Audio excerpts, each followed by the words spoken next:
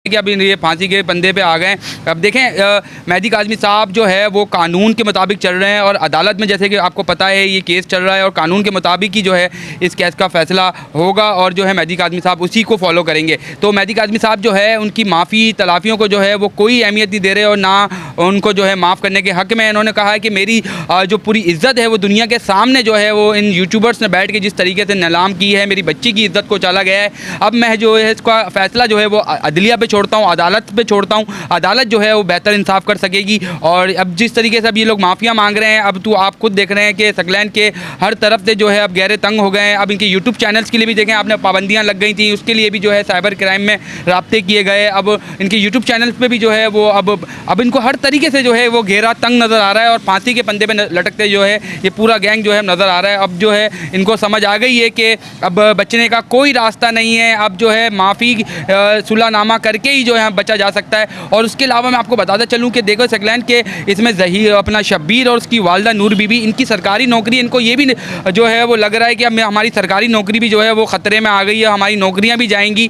और मैं आपको एक चीज़ और ऐड करूँ इसके अंदर के नूर बीबी समेत 6 मुल्ज़िमान की जो गिरफ़्तारी अमल में लानी थी, तफ्तीशी टीमें वहाँ गई, लेकिन नूर बीबी के जो है वो सैटेलाइट सिग्नल जो है वो काम नहीं करे, वहाँ मिले ही नहीं उनके सिग्नल, पता नहीं कौन से पहाड़ों पर बैठी थी।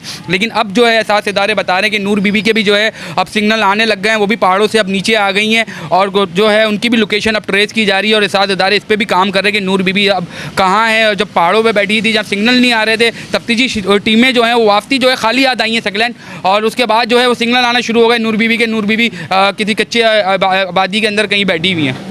अच्छा दानियाल, जैसे कि आपको पता है कि जो उन लोगों ने शुरू से अब तक झूठ बोले और आस्ते आस्ते एक एक करके सच सामने आ रहा है, आपको क्या लगता है जब मेहदी अली काज़मी साहब अपनी बेटी से जब फेस टू फेस मिलेंगे, बैठकर तसल्ली से अपने दिल खोल के जब बिल्कुल आराम से जब अपनी बेटी से बातें करेंगे, हर एक बात सामने आएगी, तब क्या लगता है कि इस गैंग का क्या होगा?